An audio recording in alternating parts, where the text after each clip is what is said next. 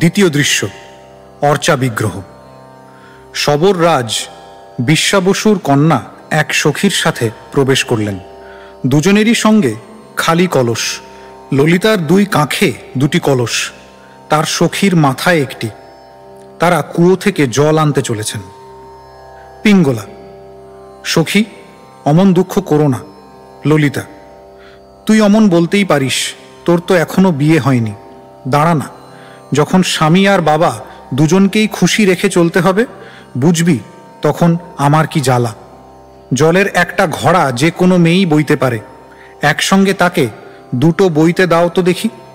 পিঙ্গলা: বেশ, তোমার মতো আমার অবস্থা হলে আমি নিশ্চয়ই আমার স্বামীকে আগে খুশি রাখতাম।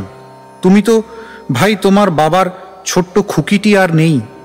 ললিতা: কিন্তু আমার বাবার আমি একাই সন্তান, আমাকেই শুধু তিনি গড়ে তুলেছেন। তিনিই তো আমার বিয়ে দিয়েছেন। ভগবানই জানেন কি করে কি হলো। 2 সপ্তাহ আগে যখন আমি দরজায় হঠাৎ কড়া নাড়া শুনি, তখন ভাবিনি মোটেই এই মানুষটিকেই বিয়ে করব। পিঙ্গলা: যখন তুমি দরজা খুলে দেখলে এক ব্রাহ্মণ দাঁড়িয়ে আছেন, তখনও তা ভাবিনি। এক শবরের ঘরে একজন ব্রাহ্মণ এলেন, ভেবে দেখো তো, কেন? কোনোদিনও তো এমন শুনিনি। ললিতা: বিদ্যাপতি খুবই ক্লান্ত, অবসন্ন হয়ে এসেছিলেন পিঙ্গলা। তাই আমি যে অস্পৃশ্যা তাতে তিনি কিছুই মনে করেননি। ভাবতে পারিস তুই, সেই অবন্তিপুর থেকে তিনি সারা একটি মাস ধরে হেঁটে এসেছেন। তাই তো তাকে বসতে দিলাম, জল খেতে দিলাম। আমাদের নোংরা ঘরে তাকে বসতে দিতে কি যে খারাপ লাগছিল। পিঙ্গলা: বিশেষ করে তিনি এসেছেন সেই অবন্তিপুর থেকে, লোকে যাকে বলে স্বর্গলোকের মতো। আমাদের গেঁয়ো জীবনের সাথে তার কী বা পরিচয় আছে? এক হাতে আমরা ঘরকন্না সামলাই, অন্য হাতে তাড়াতে থাকি জন্তু জানোয়ারগুলোকে। জোরে হেসে। ললিতা: বিদ্যাপতি সাধাসিধে মানুষ, বেশ শোয়ে সামলেও চলেন। তার শুধু নালিশ আমাদের শুয়োর জবাই করা নিয়ে। তা না করলে আমরা বাঁচি বা কী করে বল? কি করে যে তিনি একটা অসভ্য শবরী মেয়ে আমাকে বিয়ে করলেন, আমি তো কিছুতেই বুঝি না। পিঙ্গলা: আর বিয়েটাও করে ফেললেন কত চটপট, তাও দেখতে হবে।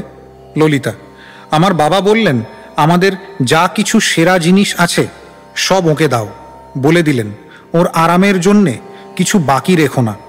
আমার বাবা আমাদের জাতপাতের সর্দার হলেও কী বা তাকে দিতে পারলাম? তবু তাকে যতটুকু যা কিছু দিয়েছি তাতেই তিনি কৃতজ্ঞ হয়ে গেছেন। তাই বুঝি আমার বাবা যখন আমাকে ঘরণী করে নেবার জন্য ওকে বললেন, তখন তা ফেলতে পারেননি। পিঙ্গলা: আমার বাবা যদি এমনই কিছু একটা করতেন গো, এই গায়ে আমাকে বিয়ে করতে আছেই বা কোনজন?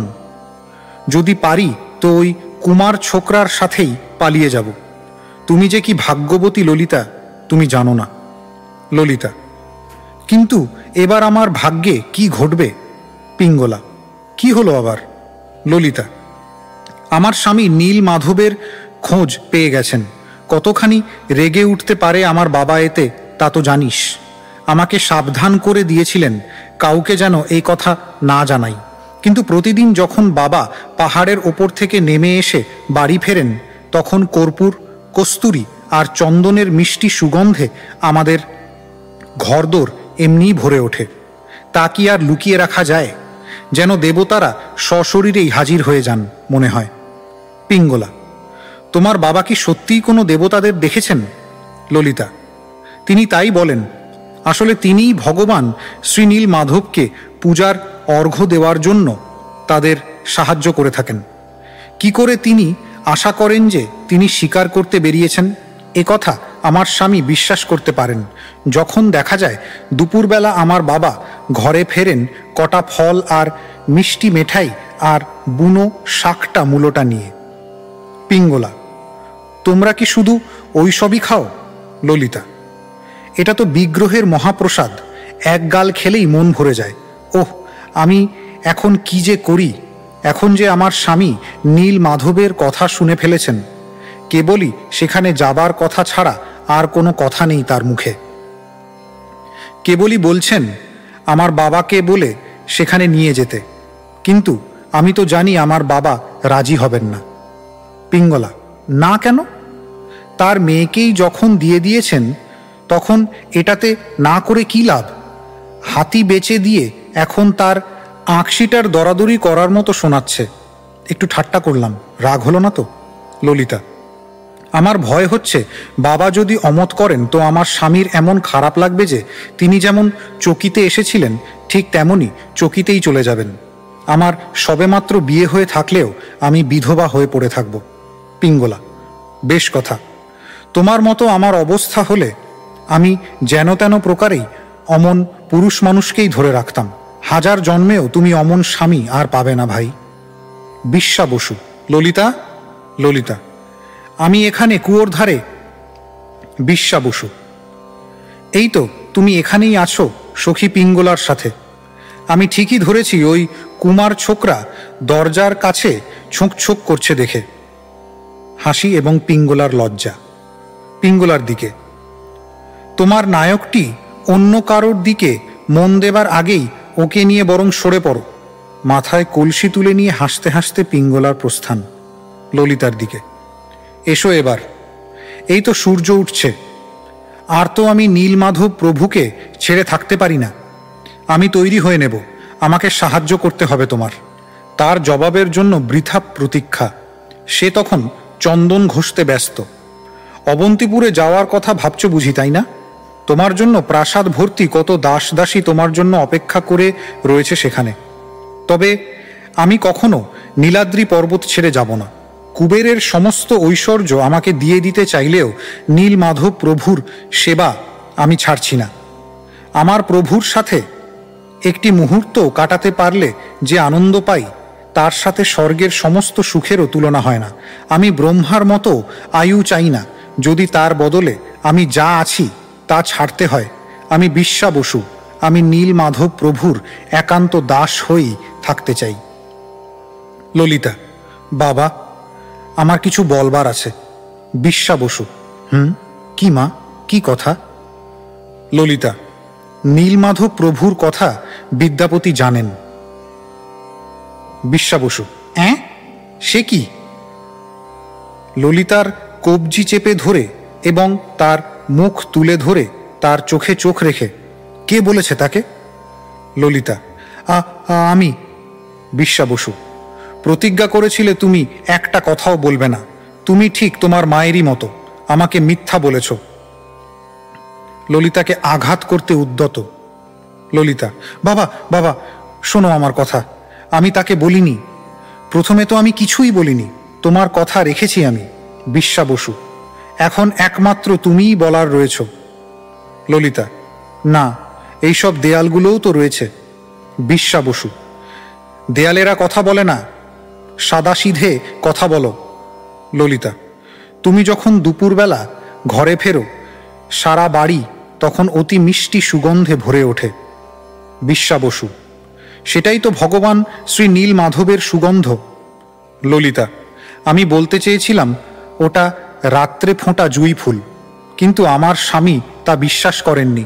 বারে বারে তিনি আমাকে জিজ্ঞাসা করছিলেন, সব কিছু তিনি জানতে চেয়েছিলেন। কাউকে অত প্রশ্ন করতে আমি কখনো দেখিনি। নত মস্তকে শান্ত স্বরে: তিনি আমার স্বামী, তাকে আমার বলতেই হলো।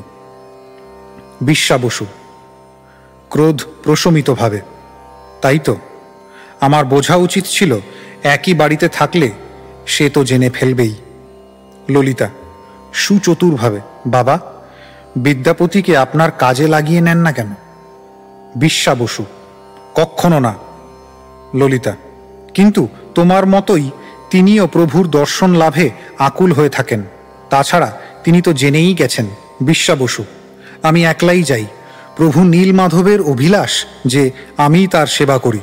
ললিতা: বিদ্যাপতি আপনার পুত্র, ভালো সহকারী হয়ে উঠতে পারেন তিনি। আর যাই হোক, স্বয়ং সম্রাটের পূজারী তো তিনি। বিশ্বা বসু: কেন তুমি আমাকে অমন পীড়াপিড়ি করছো বলো তো? ললিতা সে কথা স্বীকার না করার ভাবে: কারণ আপনি যদি তাকে আপনার সঙ্গে যেতে দিতে রাজি না হন, আমার ভয় হয় তিনি তাহলে মনে করবেন আপনি তাকে বিশ্বাস করেন না। আর তিনি যদি এতে মর্মাহত হন তবে এখান থেকে তিনি চলে যেতেও তো পারেন। এবং আর কোনোদিনও ফিরে না আসতেও পারেন। কাঁদো কাঁদো ভাবে। বিশ্বা বসু: তাকে কেন? আমি কাউকেই বিশ্বাস করি না। আমি ছাড়া কেউ জানে না কোথায় আছেন নীলমাধব প্রভু। আর এই সব শহুরে বিজ্ঞ পণ্ডিতগুলো তো বিশেষ করে ধুরন্ধর। ললিতা হতাশ ভাবে: হায়, আমি কি করি? ক্রন্দন। বিশ্বা বসু তখন চিন্তাকুল হয়ে: এখন আমাকে দোষ দিতে এসো না, তোমাদের বিবাহ জীবনে বিচ্ছেদ নেমে এলে। আরও খানিক ভেবে অবশেষে: বেশ, ঠিক আছে, আমি ওকে নিয়েই যাব। ললিতা উৎফুল্ল ও নিশ্চিন্তভাবে: আহা বাবা! বিশ্বা বসুর হাত চেপে ধরলেন। বিশ্বা বসু: কিন্তু একটা শর্তে, তার চোখ বেঁধে নিয়ে যাব। ললিতা: চোখ বেঁধে? বিশ্বা বসু: বললাম তো। এবার তাকে তৈরি হয়ে নিতে বলো এক্ষুনি। সূর্য উঠে পড়েছে। বিশ্বা বসুর প্রস্থান। ললিতা: পাশের ঘরে গিয়ে খোঁজ। প্রভু? বিদ্যাপতি: আসছি আসছি। ললিতা নতমস্তকে প্রণত হয়ে: প্রভু আমার। বিদ্যাপতি ললিতার দিকে: ও বধূ আমার, তোমারই নিষ্ঠা আমাকে শেখায় ধর্মের অর্থ। তোমার সতীত্ব থেকে শিখি আত্মসংযম, আর তোমার স্বাভাবিক সরলতা শক্তি যোগায় আমার কৃচ্ছ্রতা সাধনে। অবশ্যই তোমারই যত সদ্গুণাবলী আমাকে করেছে তোমার উৎসুক ছাত্র, যদিও আমিই তো প্রভু। ললিতার হাত ধরে তাকে উঠে দাঁড়াতে সাহায্য করেন। তাই তুমি ওঠো, আমাদের বিবাহের যথার্থ কর্তব্যে হও স্থির। আপন ধর্মে দীক্ষিত হওয়ার মতো এই বিবাহ তোমাকে দ্বিজত্বের মর্যাদায় তুলে এনেছে ললিতা।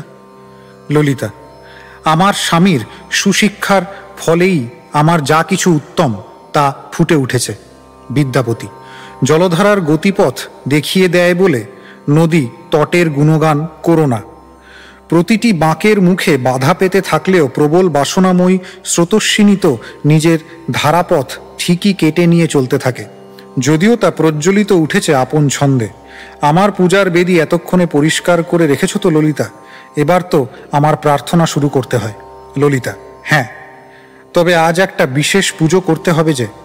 উল্লসিতভাবে: প্রভু, আমার প্রভু, বাবা আপনাকে নীলমাধবের কাছে নিয়ে যেতে রাজি হয়েছেন। বিদ্যাপতি: শ্রী বিষ্ণু তোমাকে আশীর্বাদ করুন। ললিতা, তুমি সত্যি বলছো? ললিতা: হ্যাঁ, তিনি এইমাত্র রাজি হয়ে গেলেন। বিদ্যাপতি: এর জন্যে সম্রাট স্বয়ং তোমাকে অভিনন্দন জানাবেন। ললিতা: আমার স্বামী খুশি হলেই যথেষ্ট হবে। ওহ, আমি তো ভুলেই যাচ্ছিলাম, বাবা বলেছেন তোমাকে চোখ বেঁধে যেতে হবে। বিদ্যাপতি: চোখ বেঁধে? ললিতা: আমার মনে হয় তিনি চান না কেউ জেনে ফেলুক নীলমাধব প্রভু কোথায় আছেন। বিদ্যাপতি: তাই বুঝি? বেশ, কিছু ভেবো না, যা শর্ত দিয়েছেন তাতেই আমি রাজি। খানিক চিন্তা, তারপরে: ললিতা, একটা কাজ করো তো, এক মুঠো সর্ষে আমাকে এনে দাও। ললিতা: এখনই চান? বিদ্যাপতি: হ্যাঁ হ্যাঁ। ললিতা গিয়ে সর্ষে আনল। বিদ্যাপতি সাবধানে সেগুলি নিয়ে তার ধুতির খুঁটে বেঁধে রাখলেন। ললিতা: আপনি এটা নিচ্ছেন কেন? বিদ্যাপতি: নীলমাধব প্রভুর পুজোয় লাগবে। পোশাক পরে পূজার উপকরণাদি নিয়ে বিশ্বা বসুর প্রবেশ। বিশ্বা বসু: বাহ, বেশ, তুমি প্রস্তুত? বিদ্যাপতি প্রণাম করে: সুপ্রভাত মান্যবর। এই তীর্থযাত্রীটি যা কিছু চায় আপনি মহান এক কল্পতরুর মতোই তা সবই দিচ্ছেন। আপনার শরীর অবয়ব থেকে উদ্ভূত সুপক্ক রসবতী ফলেরই মতো আপনার কন্যা আমার অবসন্ন দেহটির পরিচর্যা করছে, আর এখন সংসার জ্বরে জীর্ণ জীবাত্মার পরম স্নিগ্ধ আশ্রয়রূপে শ্রীনীলমাধব প্রভুর পাদপদ্মের ছায়াটুকুও পাইয়ে দিচ্ছেন। বিশ্বা বসু প্রশংসায় বিগলিত হয়ে: হে হে, প্রভাতকালে এমন সুন্দর সুন্দর মধুবাক্য বর্ষণে আমার মতো বুড়ো গাছটাকেও বেশ তরতাজা মনে হচ্ছে। এবার যে দেরি হয়ে যাচ্ছে, চলো যাই। তারা রওনা হলেন। ললিতার সেদিকে লক্ষ্য এবং প্রস্থান। দেখে শুনে পা ফেলো, গায়ের সীমানা ছাড়িয়ে আমরা এবার পবিত্র নীলাদ্রি পীঠের দিকে এগুচ্ছি। কি যেন স্মরণ করে: ও হো, যাবার তারায় ভুলেই যাচ্ছিলাম, কিছু মনে করো না, এই যে তোমার চোখ দুটো বেঁধে দিতে হবে। ভগবত দর্শন সহজে হয় না। বিদ্যাপতির চোখ বেঁধে দিয়ে তার হাতখানি নিজের কাঁধের উপর রাখতে দিলেন। উভয়ের পাহাড়ে আরোহণ। বিদ্যাপতি বিশ্বা বসুর পেছনে চলার সময় সর্ষে দানা ছড়াতে ছড়াতে স্বগতভাবে, আমার চোখের বাঁধন যেমন আমার দু চোখ রেখেছে ঢেকে, তেমনি এই সর্ষে দানাগুলোকেও রাখবে ঢেকে মাটি।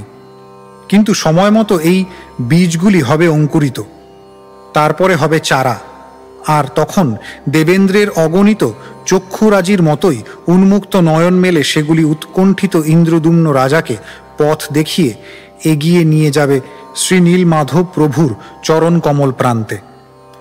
হে সবররাজ, বলুন তো, শ্রীনীলমাধব প্রভুর মহিমা কীর্তনে ভক্তমণ্ডলীর মৃদু গুঞ্জনে যেন এই বনস্থলী পূর্ণ হয়ে রয়েছে না?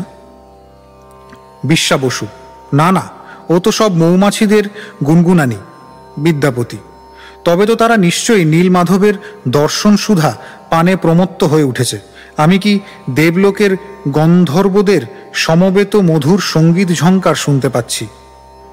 বিশ্বা বসু: ওগুলো তো সব বনের পখপাখালি। বিদ্যাপতি: ও হ্যাঁ, ঠিক যেন রাজার বন্দনাগীতি উচ্চারণ করছে রাজপ্রাসাদের চারণ কবিরা। ময়ূরেরা ছন্দে ছন্দে ডাক দিয়ে উঠছে, আর চকর এবং চক্রবাকের মিষ্টি মধুর সুরধ্বনির সাথে মহিমা কীর্তনে ভরিয়ে তুলেছে আকাশ বাতাস। সারা বনস্থলী তো যেন রাজপ্রাসাদেরই প্রাঙ্গণ হয়ে উঠেছে। আমি শুনতে পাচ্ছি দামামার গুরু গুরু ধ্বনি, আর ঝড়ো ঝড়ো ঝর্ণাধারার অপূর্ব মন মাতানো কলকলানি। বিশ্বা বসু: এ সবই হলো বজ্রধ্বনি জলপ্রপাত আর কল্লোলিনী নদীগুলির শব্দ। নীলাদ্রিত স্বর্গসম হয়ে উঠেছে এগুলির জন্যই। বিদ্যাপতি: হ্যাঁ, নিশ্চয়ই এ তো স্বর্গই, কারণ আমি বুঝতে পারছি স্বর্গলোকের অধিবাসীদের হাত থেকে পুষ্পরাজি ঝরে পড়ছে, যার মৃদু মৃদু শব্দে ভরে উঠেছে বাতাস। বিশ্বা বসু: ওটা হলো নীলাদ্রি পর্বতের উপর দিয়ে মৃদুমন্দ সুগন্ধ বয়ে নিয়ে যে বাতাস চলে যায় আর সবখানে পুষ্পস্তবক ছড়ায়, তারই শব্দ। বিদ্যাপতি: কাছ দিয়ে একটা সেনাবাহিনী চলে যাচ্ছে বোধহয়। আমি শুনতে পাচ্ছি গাছপালা, ঝোপঝাড়, তরুলতা সাফ করে ফেলার সমরধ্বনি। তাদের গুরুভারে পর্বত হচ্ছে প্রকম্পিত। বিশ্বা বসু: ওগুলো সব মহামাতঙ্গ হস্তিযূথ চলেছে হ্রদের দিকে। ওদের ভয় অন্য সমস্ত পশুরা ছুটে পালাচ্ছে যে যেদিকে পারে। বিদ্যাপতি: এখন শুনছি আমি একটা নতুন শব্দ, আর বাতাস কি আরো স্নিগ্ধ হয়ে উঠল না? বিশ্বা বসু: তুমি শুনতে পাচ্ছ মাছরাঙা, বক সারস আর অন্য সমস্ত জলচর পাখিদের কলরব। শ্রীনীলমাধব প্রভুর শ্রীচরণস্থলে যে রোহিণী কুণ্ড পবিত্র হ্রদটি আছে, আমরা তারই পূর্ব তীরে এসে গিয়েছি। এসো, এক্ষুনি আমরা সেখানে পৌঁছে যাব। বিদ্যাপতি: কিন্তু দাঁড়ান, পরিষ্কার শোনা যাচ্ছে এ হলো পবিত্র বেদ মন্ত্র। উভয়ে শুনতে লাগলেন। নেপথ্যে পুরুষ সুক্ত প্রার্থনা উচ্চারণ শোনা যাচ্ছে। বিশ্বা বসু: দেব দেবতারা শ্রীনীলমাধব প্রভুকে নিত্য পূজা নিবেদন করতে তারা প্রত্যহ নেমে আসেন। আমাদের আর বিলম্ব করা ঠিক নয়। অতি দুর্লভ তাদের এই আবির্ভাব, যেহেতু তাদের একটি দিন মানে আমাদের 6টি মাসের সমান। আহা, এসে গেছি আমরা। এসো, এই ঝোপের মধ্যে বসে বসে দেখি। বিদ্যাপতি বিশ্বা বসুর জামায় টান দিয়ে: পিতা, দয়া করে আমার চোখ থেকে কাপড়ের বাঁধনটা খুলে নিন, যাতে আমি দর্শন পেতে পারি। বিশ্বা বসু বাঁধন খুলে দিয়ে: কিছু মনে করো না, বড় আকুল হয়েছিলাম, তাই ভুলে গিয়েছি। ব্রহ্মা, ইন্দ্র, নারদমণি এবং অন্যান্যদের নেতৃত্বে শ্রীনীলমাধব প্রভুর জন্য আশ্চর্য উপহার সামগ্রী নিয়ে স্বর্গলোকের দেবদেবতারা প্রবেশ করলেন। তারা নৃত্য সহকারে সারিবদ্ধভাবে মঞ্চে প্রবেশ করে বেদির সামনে অর্ধবৃত্তাকারে দাঁড়ালেন। সর্বক্ষণ যন্ত্রবাদ্য সহকারে পুরুষ সুক্ত প্রার্থনা উচ্চারণ করছিলেন তারা। তারপর একজন দেবতা হাত ঘণ্টা বাজাতে বাজাতে বেদির দরজা দিলেন খুলে। অমনি বিপুলভাবে অলঙ্কারে সাজানো শ্রীনীল মাধব প্রভুর আশ্চর্য রূপ হল প্রকটিত। 6 ফুট 9 ইঞ্চি বিশাল সেই বিগ্রহ। দেব দেবতারা দণ্ডবৎ প্রণাম জানালেন। তারপরে ব্রহ্মা আরতি অর্ঘ্য প্রদান করলেন। ইন্দ্র বিগ্রহের পুরানো মাল্যটি সরিয়ে নিয়ে নতুন মাল্যদান করলেন এবং অন্যান্য দেবতারা পাত্র ভরে রকমারি উপঢৌকন দিলেন। দেবতাদের প্রস্থানের পরে আর একবার তারা প্রবেশ করলেন অর্ধবৃত্তাকারে। এভাবে তারা 2-3 বার প্রবেশ ও প্রস্থান করলেন। সমগ্র দৃশ্যটি নৃত্য, গীত, বাদ্য সহযোগে মনোরম পরিবেশ রচনা করল। অবশেষে আরতি সম্পন্ন হলে তারা স্বর্গলোকে প্রত্যাবর্তন করলেন। এসো এবার। তারা দুজনে শ্রীনীল মাধব প্রভুর বিগ্রহের সামনে দণ্ডবৎ প্রণত হলেন। এই আমার প্রভু, দেখো, রাতের আকাশে অগণিত তারকারাজির মতোই তার শ্রীদেহ অলঙ্কৃত করে রয়েছে কত মণিমাণিক্য। বিশ্বাবসুর কথা শুনে বিদ্যাপতি করজোরে নির্নিমেষ নয়নে নত জানু হয়ে এক পাশে বসে শ্রীনীল মাধবকে দর্শন করতে লাগলেন ভক্তি ভরে। বিশ্বাবসু মন্দির মার্জন, সুগন্ধি তৈলাদি লেপন করে বিগ্রহের সেবা অর্চনা শুরু করলেন। বিগ্রহের উদ্দেশ্যে, প্রভু আমার, আপনি আজ কুশলে আছেন? রোহিণী কুণ্ডের মৃদু মন্দ শীতল সমীরণ আপনার ভালো লাগছে তো? আপনার সেবকবৃন্দ দেব দেবতাগণ অনেক সুন্দর সুন্দর অর্ঘ্য এনেছিলেন। কিছু মানুষ দেবতাদের পুজো করে পরম পুরুষ মনে করে, কিন্তু আসলে তারা তো আপনার অধীন। আমি দেখছি যে ব্রহ্মার অষ্ট নয়নরাজি সমগ্র সৃষ্টি অবলোকন করে থাকেন। তিনি তার 4টি মস্তকে আপনার চরণকমল ধারণ করতে পেরে নিজেকে ধন্য মনে করে থাকেন। দেবরাজ ইন্দ্র পর্যন্ত আপনার সমক্ষে একটি পল্লবের মতো কম্পমান হয়ে থাকেন। যখনই আমার গাঁয়ের লোকেরা এই সমস্ত দেবতাদের সম্মানে উৎসব পালন করে, আমি শুধুই আমার প্রজাদের খুশি করার জন্যে আমি তাতে যোগ দিয়ে থাকি। কিন্তু আপনি প্রকৃতপক্ষে আমার একমাত্র অর্চা বিগ্রহ প্রভু। আপনার বিরহে প্রতিটি মুহূর্ত, প্রতিক্ষণ হয়ে ওঠে অসহনীয়। আমার কন্যা অভিযোগ করে যে ঘুমের মাঝে আমি আপনার কথা বলতে বলতে তার ঘুমের ব্যাঘাত ঘটিয়ে থাকি। সে বলছিল, গত রাতে আমি সূর্যকে অভিসম্পাত করছিলাম ধীর গতিতে চলার জন্য, যার ফলে আপনার দর্শন লাভের জন্য আমাকে কতক্ষণ প্রতীক্ষা করে থাকতে হয়, হাতখানেক দূরে সরে গিয়ে। এইভাবে দেহমর্দনে আপনার প্রফুল্লতা জাগছে তো? চন্দন, কর্পূর আর কস্তুরীর প্রলেপ আজ অনেক সুখপ্রদ হয়েছে। আশা করি আমার মেয়েকে আরও অনেকটা পেশাই করতে বলেছিলাম। স্মরণ করে নিয়ে, ও, আমি তো ভুলেই যাচ্ছিলাম, এই হচ্ছে আমার মেয়ের নতুন স্বামী। বিদ্যাপতির হাত ধরে শ্রীনীল মাধবের সামনে নিয়ে গেলেন এবং দেবরাজ ইন্দ্র যে মাল্যখানি বিগ্রহের গলা থেকে খুলে নামিয়ে রেখেছিলেন, সেই পুষ্পমাল্যটি বিদ্যাপতির গলায় পরিয়ে দিলেন বিদ্যাপতির উদ্দেশ্যে। এই সেই মালা যেটি দেবরাজ ইন্দ্র শ্রীনীল মাধবের কণ্ঠ থেকে নামিয়ে রেখেছিলেন শ্রী বিগ্রহের উদ্দেশ্যে। প্রভু হে, এর নাম বিদ্যাপতি। সেই অবন্তিপুর থেকে সোজা এখানে এসেছে এই ব্রাহ্মণ পণ্ডিত। আসলে এ হলো রাজা ইন্দ্রদ্যুম্নের রাজপুরোহিত। তাই তাকেই আমি আজ তোমার উদ্দেশ্যে মধুময় প্রার্থনা নিবেদন করতে এগিয়ে দিচ্ছি, আর আমি ততক্ষণে বনের ফল আর ফুল আনি পেড়ে। বিশ্বাবসুর প্রস্থান। বিদ্যাপতি শ্রীনীল মাধব প্রভুর শ্রীচরণপদ্মে তার মাথা ঠেকিয়ে, হে মুকুন্দ, মুক্তিদাতা, আজ দূর থেকে দাঁড়িয়ে এবং আপনার সচ্চিদানন্দময় শাশ্বত রূপ দর্শন করে আমি নিঃসন্দেহে জানলাম যে আপনিই পরম সত্য। আপনার নীল নবঘন তমাল তরুসম আশ্চর্য আবির্ভাব দেখে আকৃষ্ট না হয়ে কে থাকতে পারে?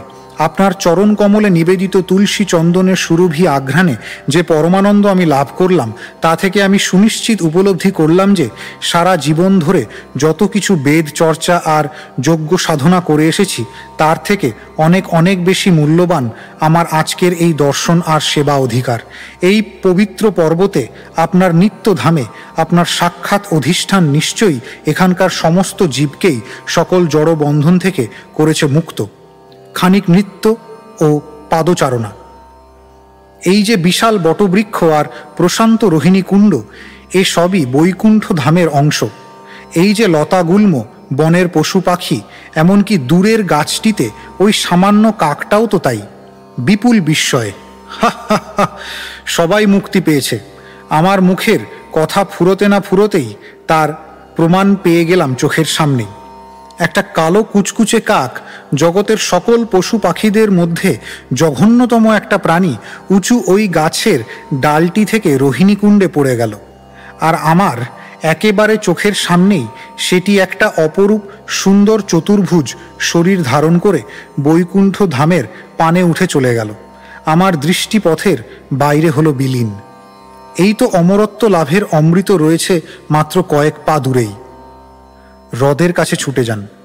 নোংরা কাকটার মতোই রোহিণী মাতার কোলে নিজেকে দিয়ে দিই বিসর্জন, যাতে তিনি আমার সকল পাপের রাশি ধুয়ে দিয়ে আমার জাগতিক অস্তিত্ব দেন চিরতরে ঘুচিয়ে। দৈববাণী আকাশ থেকে, হে ব্রাহ্মণ, থামো। শেষ মুহূর্তে বিদ্যাপতি থেমে গেলেন। ভুলে গিয়েছ তুমি কেন এসেছ? রাজা ইন্দ্রদ্যুম্ন তোমার প্রত্যাবর্তনের জন্য আকুল আগ্রহে প্রতীক্ষা করে রয়েছেন। সেই মহাপরাক্রান্ত রাজা, পৃথিবীর উদ্ধারকারী অবতার, অর্ধজাগরিত অর্ধস্বপ্নাবিষ্ট আবেশে নরলোকে নিক্ষিপ্ত এক বিস্মৃত পিতৃপুরুষের মতোই উদ্ধারকারী কোনো পুত্র সন্তানের অভাবে দিনাতিপাত করছেন। বিদ্যাপতি স্বগতভাবে, ওরে স্বার্থপর বিদ্যাপতি, লজ্জা নেই তোর? কেমন তোর মানুষ রে তুই? তোর সব থেকে শুভাকাঙ্ক্ষী সুহৃদের কথা ভুলে গিয়ে নিজের মুক্তি ছাড়া আর কিছুই ভাবতে পারিস না? শ্রীনীল মাধবের উদ্দেশ্যে, দেখুন এবার প্রভু হে, আপনার কৃপায় জ্ঞান তার যুক্তি বর্জন করেছে আর শক্তি সামর্থ্য ত্যাগ করেছে তার একাধিপত্য। তাই সে হয়েছে কত দুর্বল। কর্তব্যবোধ আর সখ্যতা সবই গেছে ভুলে। এক মুহূর্ত মাত্র আপনার দর্শন লাভ হলে মানুষ আর জীবন মরণ কোনো কিছুকেই গ্রাহ্য করে না। এখন প্রভু হে, প্রার্থনা করি আমাকে যথাশীঘ্র পাঠিয়ে দিন, যাতে রাজা ইন্দ্রদ্যুম্নও আপনার কৃপার পাত্র হয়ে উঠতে পারেন। বনের ফল ফুল নিয়ে বিশ্বাবসুর প্রবেশ। বিশ্বাবসু, কিসের কথা হচ্ছিল ইন্দ্রদ্যুম্নকে নিয়ে? বিদ্যাপতি, আমার কথা শুনে ফেলেছেন নাকি? আমি কেবল প্রভুর কাছে প্রার্থনা জানাচ্ছিলাম যেন রাজাকে তিনি রক্ষা করেন, কারণ আমি তার কাছে তো এখন নেই তার কাজে সাহায্য করতে। বিশ্বাবসু, ঠিক আছে, পাথরের মতো ঠায় ওখানে দাঁড়িয়ে থেকো না, এসো, এইসব জিনিসের বোঝা নিয়ে চলো। দেখো জননী ধরিত্রীর কত প্রেম প্রভুর উদ্দেশ্যে। বিদ্যাপতি, প্রভুর অধিষ্ঠান আমাকে মুগ্ধ করেছে, আমি যেন বাকরুদ্ধ হয়ে গেছি। বিশ্বাবসু, ঠিক আছে, আমার অবশ্য কথা হারিয়ে যায়নি। শ্রী বিগ্রহের শ্রী পাদপদ্মে নিবেদনের উদ্দেশ্যে ফল ফুলগুলি তৈরি করতে তিনি ব্যস্ত হয়ে পড়লেন। শ্রীনীল মাধবের সামনে আমার বেশ সহজ স্বচ্ছন্দ বোধ হয়। বাস্তবিকই এইখানেই আমি সব থেকে স্বাচ্ছন্দ্য বোধ করে থাকি। আমার মেয়ে, আমার গাঁয়ের লোকেরা, তারাও আমাকে চায়, তাতে সন্দেহ নেই। কিন্তু আমার কথা যদি বলি, তবে এই জায়গাটাই আমার বেশি পছন্দ। আমি প্রতীক্ষা করে আছি সেই দিনটির জন্য, যখন আমি অন্য সমস্ত ভাবনা চিন্তা থেকে মুক্ত হয়ে নীল মাধবের সঙ্গেই কেবল থাকতে পারব। শ্রী বিগ্রহের দরজা বন্ধ করে দিয়ে দণ্ডবৎ প্রণাম ও ভোগ নিবেদনের ঘণ্টাবাদন। নীল মাধব নেপথ্যে, বিশ্বাবসু, আমার কথা শোনো। বিশ্বাবসু সচকিত হয়ে ভোগ নিবেদন বন্ধ রেখে উপর দিকে লক্ষ্য করে, কার গলা? নীল মাধব আবার নেপথ্যে, বিশ্বাবসু, আমার ভক্ত বাছা, আমি নীল মাধব, তোমার সাথে কথা বলছি। বিশ্বাবসু, শ্রীনীল মাধব প্রভু? নীল মাধব, তোমার বুঝি সন্দেহ আমি কথা বলতে পারি কিনা? বিশ্বাবসু, না, তা মোটেই নয়, তবে এর আগে তো আপনি কোনোদিনও আমার সাথে কথা বলেননি। নীল মাধব, এখন শোনো মন দিয়ে, অনেক বছর হয়ে গেল তুমি মন প্রাণ দিয়ে আমার সেবা করছো, এই সমস্ত সামান্য ফুল আর ফল দিয়ে। বিশ্বাবসু, এইটুকুই মাত্র আমি জোগাড় করতে পারি যে প্রভু। নীল মাধব, তা জেনেই তোমার ভক্তি নিবেদনে সন্তুষ্ট হয়ে সব কিছু আমি তো গ্রহণ করেছি। তবে এবার আমি বিপুল ঐশ্বর্যের মাঝে অর্চিত হতে অভিলাষ করি। তাই তো আমি অভিলাষ করে থাকি। এই গ্রহলোকের অধিপতি রাজা ইন্দ্রদ্যুম্ন হলেন আমার এক মহান ভক্ত, আর তিনি প্রতীক্ষা করে রয়েছেন কখন আমাকে রাজকীয় মর্যাদায় পূজা করতে পারবেন। এবার তুমি আমার অভিলাষ জানতে পারলে। বিশ্বা বসু ম্রিয়মান হয়ে যান। খানিক পরে, প্রভু হে, আপনি আর কিছু বলবেন? কাঠুরিয়ার কুঠার একেবারে সমূলে বৃক্ষচ্ছেদন করলে যেমন হয়, এই দৈববাণীর কথাগুলি তেমনি করেই আমাকে হতাশাচ্ছন্ন করে দিল। বিদ্যাপতি পরমেশ্বর ভগবান তো স্বাধীন স্বতন্ত্র, তিনি বায়ুর মতো মুক্ত। বিশ্বা বসু আর আমি ঘূর্ণিঝড়ে উৎপাটিত একটি গাছের মতো হয়ে গেলাম। বিদ্যাপতি সে যাই হোক, পরমেশ্বর প্রভু আপনাকে তার করুণার বিশেষ পাত্র করেই নিয়েছেন। বিশ্বা বসু একে তুমি বলো করুণা? বিদ্যাপতি হ্যাঁ, নিশ্চয়ই। পরমেশ্বর যে আপনার সাথে স্বয়ং কথা বলেছেন। বিশ্বা বসু কিন্তু তিনি যে আমাকে বাদ দিয়ে দিলেন। এতদিন তিনি আমার সামান্য ভোগ নিবেদনেই থাকতেন সন্তুষ্ট, আর আজ তিনি চান ঐশ্বর্য। কেন এই আকস্মিক পরিবর্তন? বিদ্যাপতি যতই হোক, পরমেশ্বর ভগবান হলেন লক্ষ্মীপতি, একজন নয়, লক্ষ কোটি লক্ষ্মী দেবী ঐশ্বর্যের অধীশ্বরী, আর শ্রীপাদপদ্মের সেবায় নিয়োজিতা রয়েছেন। বৈকুণ্ঠের অধিপতি তিনি, অসংখ্য মণিমাণিক্য খচিত প্রাসাদের অধিবাসী। বিশ্বা বসু তুমি হয়তো তাকে সেইভাবে জেনেছ, কিন্তু আমার কাছে তিনি নীলমাধব, যিনি নীলাদ্রি পর্বতে অধিষ্ঠান করে রয়েছেন এবং তার সবর সখা বিশ্বা বসুর সেবা গ্রহণ করে থাকেন খুশি মনেই। বিদ্যাপতি পরমেশ্বর ভগবান হলেন অচিন্তনীয় সত্তা। কেন যে তিনি কখন কোন সিদ্ধান্ত নেন তা তো কেউ জানে না। বিশ্বা বসু আমাদের মধ্যে একটা সমঝোতা ছিল, নীলমাধব এবং আমি, কিন্তু কেউ বুঝি আমাদের দুজনের মাঝে এসে পড়েছে আর তাকে অন্য কিছু বুঝিয়েছে। বিদ্যাপতি পরমেশ্বর ভগবানের মন কেউ দোলাতে পারে না, তিনি হলেন ত্রিভুবনের নিয়ন্তা। তবে কেমন করে তার অভিলাষের বিরুদ্ধে কেউ তাকে দিয়ে কিছু করাতে পারে? বিশ্বা বসু কেউ নীলমাধবকে আমার বিরোধী করে তুলেছে, আর এখন আমি জানলাম কে সেটা। লাফিয়ে গিয়ে বিদ্যাপতিকে চেপে ধরে, ধূর্ত ব্রাহ্মণ, আগাগোড়া এটা আমার বোঝা উচিত ছিল। বলো, কি তুমি বলেছ নীলমাধবের মন ভাঙাতে? বিদ্যাপতি কিছু না, কিছুই বলিনি, সত্যি বলছি আপনাকে। প্রভুর নিজেরই বাসনা এটা যে রাজা ইন্দ্রদ্যুম্ন তার সেবা করুন। বিশ্বা বসু আর তার সেই বাসনা জাগিয়ে তোলার জন্য তুমি কিছুই করনি না? তুমি হচ্ছ রাজা ইন্দ্রদ্যুম্নের পূজারী। আচ্ছা, আমি এর বিহিত করব। একটা দড়ি নিয়ে বিদ্যাপতির হাত দুখানি তার পেছনে রেখে বেঁধে ফেলে, একজন ব্রাহ্মণের সাথে এমনই আচরণ করতে আমার খুব খারাপ লাগছে, কিন্তু নীলমাধবের কাছে আমাকে পরীক্ষা দিতেই হবে। বিদ্যাপতি পিতা, বলুন, আমাকে নিয়ে আপনি কি করছেন? বিশ্বা বসু কি করছি আমি? সবররাজের সঙ্গে এমন চাতুরি খেলা খেলবার আগে অনেক সতর্ক হয়ে তোমার চিন্তা করা উচিত ছিল। বিদ্যাপতিকে টেনে নিয়ে চললেন। বিদ্যাপতি কোথায় আমাকে নিয়ে চলেছেন? বিশ্বা বসু আমরা সবর জাতের মানুষ, জানি কেমন করে কাকে খোঁয়াড়ে পুড়তে হয়। বিদ্যাপতি বাঁচাও, ওহো বাঁচাও, আমায় রক্ষা করো। বিশ্বা বসু হ্যাঁ, এবার তোমার রাজা এসে তোমাকে বাঁচান।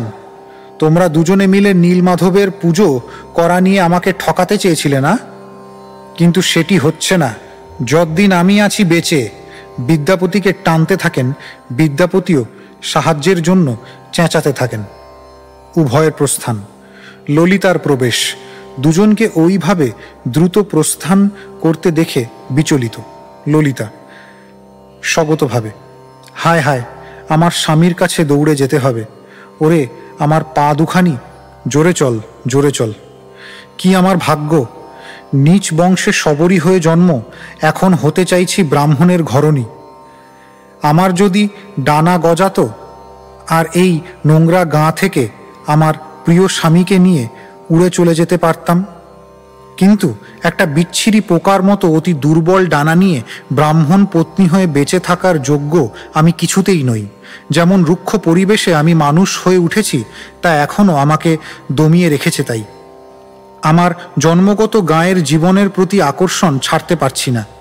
ওরে আমার পা দুখানি শক্ত ডানা হয়ে যা, আমাকে শীঘ্রই নিয়ে চল পথ ধরে। ওদিকে যে আমার স্বামী আমাকে বিবাহ করার ফলেই কষ্ট পাচ্ছেন রে। তাড়াতাড়ি চলতে চলতে দ্বিতীয় দ্বারে পৌঁছলেন। সেখানে দাঁড়িয়ে চেঁচালেন, হে প্রভু, অবন্তিপুরের ব্রাহ্মণ শ্রেষ্ঠ, শুনতে পাচ্ছেন? বিদ্যাপতি নেপথ্যে ক্ষীণ কণ্ঠে, কে আমাকে আবার পীড়ন করতে এলো বুঝি? তোমাদের কি কোনো দয়া মায়া নেই গো? ললিতা, প্রভু, আমি ললিতা। বিদ্যাপতি ক্ষীণ আশার সুরে, ললিতা?